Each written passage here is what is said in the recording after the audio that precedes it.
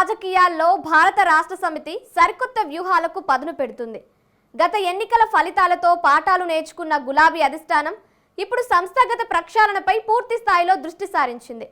పార్టీపై ఉన్న కుటుంబ పాలన అనే ముద్రను చెరిపివేసుకునేందుకు, రాష్ట్రంలో బీసీ ఓటు బ్యాంకును తిరిగి సొంతం చేసుకునేందుకు ఏకంగా కేటీఆర్తో సమానమైన మరో వర్కింగ్ ప్రెసిడెంట్ పోస్టును క్రియేట్ చేయబోతున్నట్లు తెలుస్తుంది. ఇంతకీ కేటీఆర్కు సమానమైన ఆ కీలక పదవిని దక్కించుకుపోయే ఆ అదృష్టవంతుడైన బీసీ నేత ఎవరు? ఈ సరికొత్త రాజకీయ ఎత్తుగడలో బీఆర్ఎస్ పార్టీ తిరిగి తన పూర్వ వైభవాన్ని సొంతం చేసుకోగలుగుతుందా? Let's watch the story.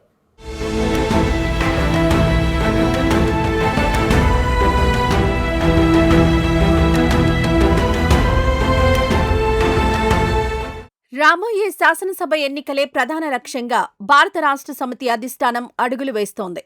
పార్టీని సంస్థాగతంగా క్షేత్రస్థాయి నుంచి పటిష్టం చేయడంపై గులాబీ బాస్ కేసీఆర్ పూర్తి స్థాయిలో దృష్టి కేంద్రీకరించారు. ఇందులో భాగంగా రాష్ట్ర వ్యాప్తంగా పార్టీ సభ్యత్వ నమోదు కార్యక్రమాన్ని అత్యంత ప్రతిష్టాత్మకంగా తీసుకుని ముందుకు సాగుతున్నారు. ఇప్పటికే అన్ని జిల్లాలకు, అసెంబ్లీ నియోజకవర్గాలకు నూతన ఇన్ఛార్జీలను నియమించి పార్టీ శ్రేణుల్లో కదలిక తీసుకువచ్చారు. ఈ సభ్యత్వ నమోదు ప్రక్రియ ముగిసిన వెంటనే ఏమాత్రం ఆలస్యం చేయకుండా గ్రామ, మండల, జిల్లా స్థాయి కమిటీలను అధికారికంగా ప్రకటించేందుకు రంగం సిద్ధం చేస్తున్నారు. ఈ స్థానిక కమిటీలతో పాటే పార్టీ రాష్ట్ర నూతన కార్యవర్గాన్ని కూడా కొలువు తీర్చబోతున్నారు. అయితే ఈసారి ప్రకటించబోయే రాష్ట్ర కార్యవర్గం ద్వారా రాజకీయంగా ఒక పెను సంచలనం సృష్టించాలని గులాబీ అధిష్టానం పక్కా ప్రణాళికలు సిద్ధం చేసింది.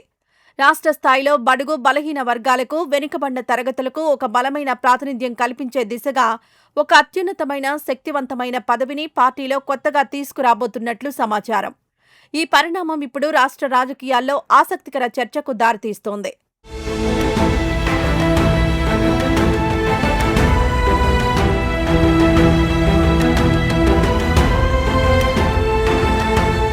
ప్రస్తుతం భారత రాష్ట్ర సమితి పార్టీ నిర్మాణాన్ని పరిశీలిస్తే పార్టీ జాతీయ అధ్యక్షుడిగా కేసీఆర్ వ్యవహరిస్తుండగా వర్కింగ్ ప్రెసిడెంట్గా కేటీఆర్ బాధ్యతలు నిర్వర్తిస్తున్నారు. పార్టీకి సంబంధించిన అన్ని కీలక నిర్ణయాలు, రోజువారీ వ్యవహారాలు ఈ రెండు అత్యున్నత పదవుల చుట్టూనే పరిభ్రమిస్తుంటాయి. ఈ నిర్మాణం వల్ల బీఆర్ఎస్ పార్టీపై కుటుంబ పాలన నడుస్తోందనే విమర్శను ప్రత్యర్థి పార్టీలు పదే పదే చేస్తున్నాయి. ఈ విమర్శలకు శాశ్వతంగా చెక్ పెట్టాలని, రాజకీయంగా తమ పార్టీ సామాజిక సమీకరణాలను ఖచ్చితంగా పాటిస్తోందనే బలమైన సంకేతాన్ని ప్రజల్లోకి పంపాలని అధిష్టానం నిర్ణయించుకుంది. అందుకే ఇప్పుడు పార్టీ వర్కింగ్ ప్రెసిడెంట్గా ఉన్న కేటీఆర్కు సమాంతరంగా అదే అధికారాలు ఉండేలా మరో వర్కింగ్ ప్రెసిడెంట్ పోస్ట్ను కొత్తగా సృష్టించాలని కేసీఆర్ యోచిస్తున్నారు. ఈ కీలకమైన అడుగు ద్వారా పార్టీని మరింత ప్రజాస్వామ్యబద్ధంగా మలచాలని భావిస్తున్నారు. సాధారణంగా పార్టీ అధ్యక్ష పదవికి సంబంధించి సెప్టెంబర్ లేదా అక్టోబర్ నెలల్లో ఎన్నికల ప్రక్రియ జరుగుతుంది. సరిగ్గా అదే సమయంలో ఈ నూతన వర్కింగ్ ప్రెసిడెంట్ నియామకాన్ని కూడా అధికారికంగా ప్రకటించాలని బీఆర్ఎస్ అగ్రనాయకత్వం కసరత్తు చేస్తోంది.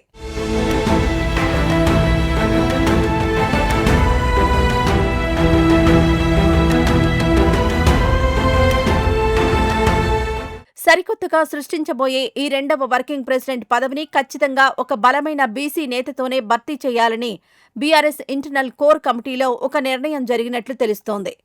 దీని వెనుక అత్యంత బలమైన రాజకీయ కారణాలున్నాయి. ప్రస్తుతం జాతీయ స్థాయిలోనూ, అలాగే తెలంగాణ రాష్ట్ర వ్యాప్తంగానూ బీసీ వర్గాల రాజకీయ ప్రాతినిధ్యం, వారి హక్కుల సాధన ఉద్యమం తీవ్ర స్థాయిలో ఊపందుకుంది. కాంగ్రెస్ పార్టీ అధికారంలోకి వచ్చిన తర్వాత బీసీలకు తీవ్ర అన్యాయం చేస్తోందని, వారికి దక్కాల్సిన అవకాశాలను లాగేసుకుంటోందని బీఆర్ఎస్ పదే పదే ప్రజల్లోకి తీసుకువెళ్తోంది. సరిగ్గా ఈ సమయంలో బీసీలకు అండగా నిలిచేది, వారికి నిజమైన న్యాయం చేసేది తాము మాత్రమేనని నిరూపించుకునే క్రమంలో గులాబీ బాస్ ఈ భారీ నిర్ణయం తీసుకున్నారు. కేటీఆర్ స్థాయికి ఏమాత్రం తగ్గకుండా బీసీ నేతకు పార్టీలో సమాన గౌరవం, బాధ్యతలు ఇవ్వడం ద్వారా బలహీన వర్గాలకు బీఆర్ఎస్లో ఉన్న అత్యున్నత ప్రాధాన్యతను చాటి చెప్పనున్నారు.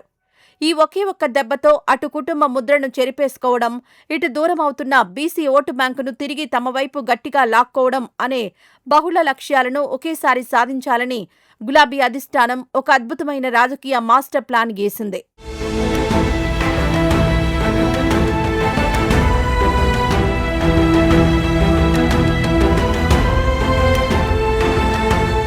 ఇక ఈ కొత్త వర్కింగ్ ప్రెసిడెంట్ పదవిని ఎవరికి కట్టబెట్టాలన్న దానిపై ప్రస్తుతం గులాబీ దళపతి కేసీఆర్ సుదీర్ఘ కసరత్తు చేస్తున్నారు. భవిష్యత్తులో జరగబోయే కీలక ఎన్నికల షెడ్యూల్ను కూడా ఆయన పరిగణలోకి తీసుకుంటున్నారు. హైదరాబాద్ నగర పరిధిలోని 3 కీలక మున్సిపల్ కార్పొరేషన్లకు, అలాగే హైదరాబాద్, మహబూబ్ నగర్, రంగారెడ్డి జిల్లాల పట్టభద్రుల ఎమ్మెల్సీ స్థానానికి త్వరలోనే ప్రతిష్టాత్మకమైన ఎన్నికలు జరగబోతున్నాయి. ఈ ఎన్నికలు బీఆర్ఎస్ పార్టీ మనుగడకు అత్యంత కీలకం. అందుకే ఈ ప్రాంతాలకు చెందిన ప్రజల్లో మంచి పట్టున్న బలమైన బీసీ నేతకే ఆ పదవిని ఇవ్వాలన్న అంతర్గత చర్చ నడుస్తోంది. ఈ సమీకరణాల నేపథ్యంలో మాజీ మంత్రి తలసాని శ్రీనివాస్ యాదవ్ పేరు వర్కింగ్ ప్రెసిడెంట్ రేసులో అందరికంటే ముందు వరుసలో వినిపిస్తోంది. ప్రస్తుతం తలసాని గ్రేటర్ హైదరాబాద్ పరిధిలోని అన్ని నియోజకవర్గాల కోఆర్డినేటర్గా, సమన్వయకర్తగా బాధ్యతలు నిర్వర్తిస్తున్నారు. రాబోయే 3 కార్పొరేషన్ల పరిధిలో ఎన్నికల వ్యూహాలను, సన్నాహక సమావేశాలను ఆయన స్వయంగా పర్యవేక్షిస్తున్నారు. ఈ క్షేత్రస్థాయి బలాన్ని, సామాజిక సమీకరణాలను దృష్టిలో పెట్టుకుని ఆయనకే వర్కింగ్ ప్రెసిడెంట్ కిరీటం దక్కుతుందన్న అంచనాలు రాజకీయ వర్గాల్లో అధికంగా ఉన్నాయి.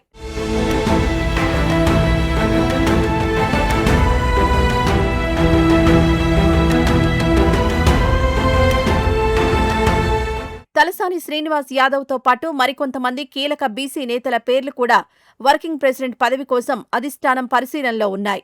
ఉమ్మడి మహబూబ్ నగర్ జిల్లాకు చెందిన సీనియర్ నేత, మాజీ మంత్రి శ్రీనివాస్ గౌడ్ పేరు కూడా గట్టిగానే వినిపిస్తోంది. ఆ జిల్లాలో పార్టీని సంస్థాగతంగా బలోపేతం చేసేందుకు ఆయన ఎంపిక ఉపయోగపడుతుందని కొందరు వాదిస్తున్నారు. అలాగే ఉత్తర తెలంగాణ ప్రాంతంలో బలమైన నాయకుడిగా ముద్రపడిన మాజీ మంత్రి గంగుల కమలాకర్ పేరు కూడా ఈ బీసీ కోటా పదవి రేసులో ప్రముఖంగా ఉంది. కరీంనగర్లో పార్టీకి పూర్వ వైభవం తెచ్చేందుకు ఆయన పేరును పరిగణలోకి తీసుకుంటున్నారు. వీరితో పాటు ఉమ్మడి రాష్ట్రం నుంచి పార్టీలో అత్యంత సీనియర్ నేతగా ఉన్న శాసనమండలి ప్రతిపక్ష నాయకుడు మధుసూదనాచారి, అలాగే మంచి వాగ్దాటి ఉన్న మేధావి ఎమ్మెల్సీ దాసోజు శ్రవణ్ పేర్లను కూడా పార్టీ పెద్దలు సీరియస్గానే పరిశీలిస్తున్నారు. అధినేత కేసీఆర్ అన్ని జిల్లాల సమీకరణాలను, కులాల లెక్కలను బేరీజు వేసుకుని అడుగులు వేస్తున్నారు. దీంతో ఫైనల్గా ఈ అత్యంత కీలకమైన, శక్తివంతమైన కొత్త వర్కింగ్ ప్రెసిడెంట్ పదవి ఎవరిని వరిస్తుందో అన్నది బీఆర్ఎస్ శ్రేణుల్లో తీవ్ర ఉత్కంఠను రేపుతోంది. మరి ఏం జరుగుతుందో తెలియాలంటే కొంతకాలం వెయిట్ చేయాల్సిందే.